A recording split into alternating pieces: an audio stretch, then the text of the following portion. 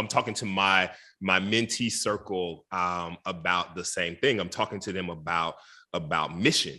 And the thing that I say to them is roles change, but missions don't.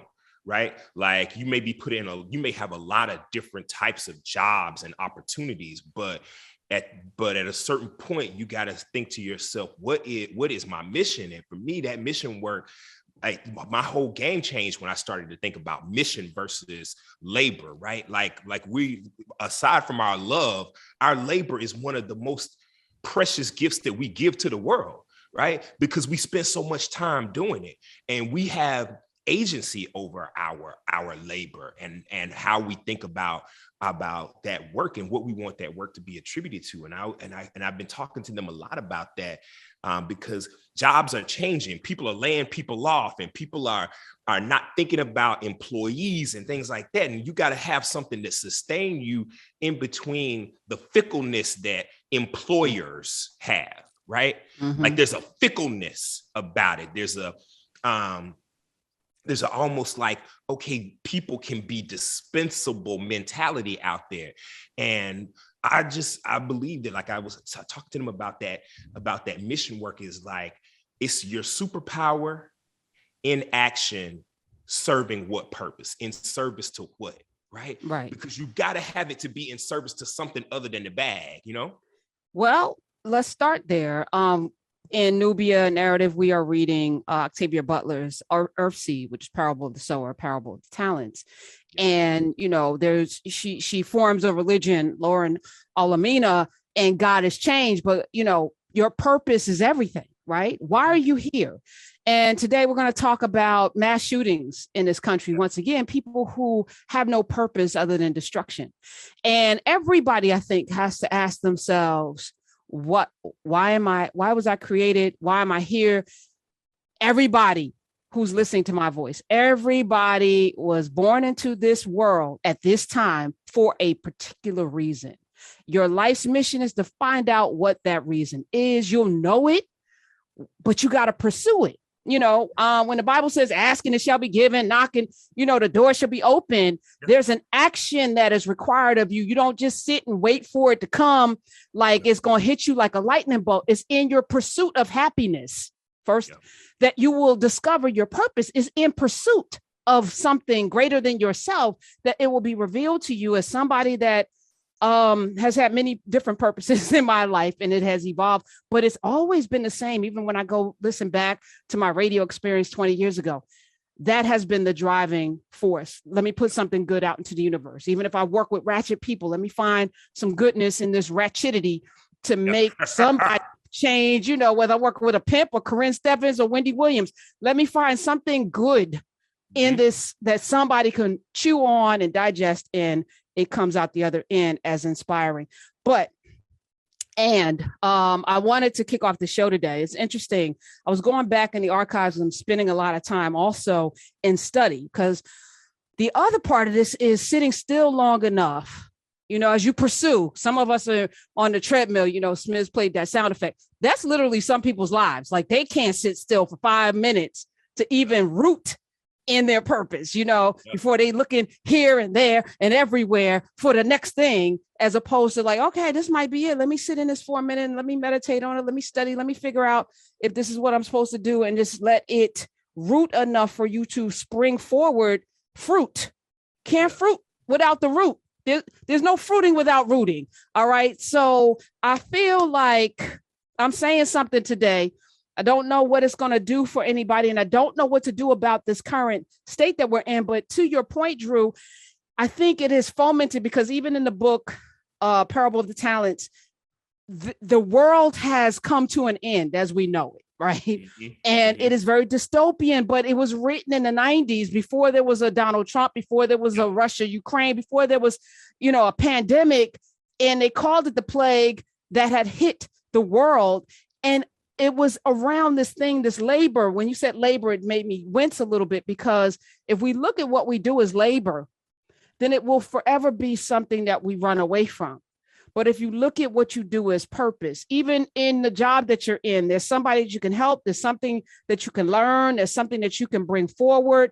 There's an opportunity there that may lead to another thing. But if you look at it like drudgery, I got to get up and work, it's labor. And those of us who have that in our DNA of 400 years of labor for free on these soil, in this land of ours, it becomes a thing like nobody really wants to work today, Drew. Nobody wants to do anything but have everything.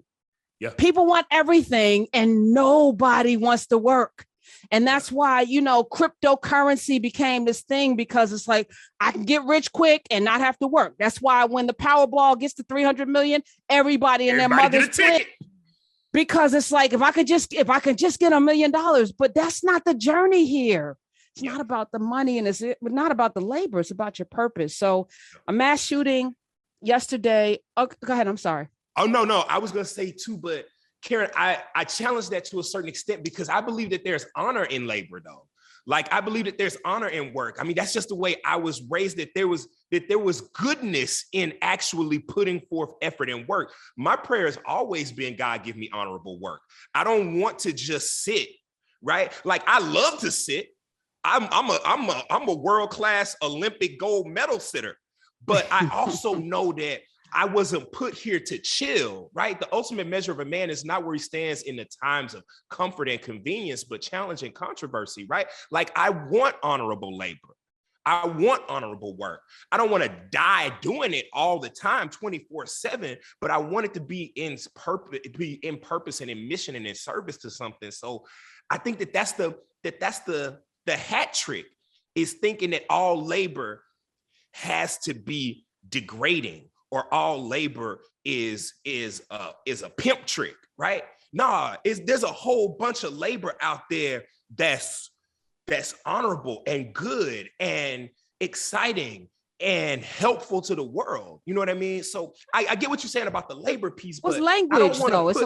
It's language. I mean, for me, doing this is not a job. Teaching at Hunter is not a job. Like, there's nothing that I do right now that I'm like, I gotta go to work. Like, I don't get up in the morning like, I gotta come and do this radio show. I am like, I can't wait to be in community.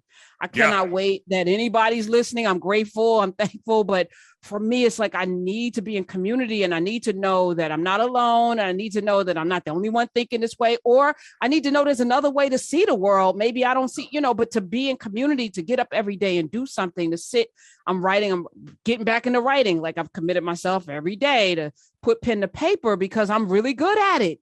And I haven't done it in years. And I'm like, that's a skill that you have to work. I'm not like Stevie Wonder, who is just a prodigy who can, just put out music. I have to work my craft like anything else, but that's work, that's labor, it's honorable, but it's also, to me, when I sit behind that computer to write, it's also purpose. Like, those words become flesh. I have to put something that will inspire somebody. But that, I want to talk about this yesterday, 4th of July, which had already become very complicated for many of us, as we live in a world for whom, what does this mean? And as you watch the fireworks, that is a replica of bombs bursting in air. Literally, it is war. It is war. Those fireworks, that's what it looks like. Anybody that's been in the military recently over in Iraq, maybe Vietnam, sorry, don't want to trigger anyone, but that's what it looks like. Those fireworks that we're so excited to see is death and destruction. Yeah, that's death and destruction. Red glare, bombs bursting in air. What this country celebrates and honors. And right. So for many of us now, we're like, just like that third verse in the Pledge of Allegiance or Star Spangled Banner, that third verse. This holiday, much like Christopher Columbus Day and much like, Thanksgiving, we are at a crossroad in our, not just American culture and history, but in world, global. There's a reckoning, and there's also like, what does it all mean? Why am I celebrating the annihilation of Native Americans, or a person that caused the transatlantic slave trade to become very popular, Christopher Columbus? Or why are we celebrating the 4th of July, Independence Day, when most of my ancestors were in bondage on this day, and only the British were giving freedom at that time?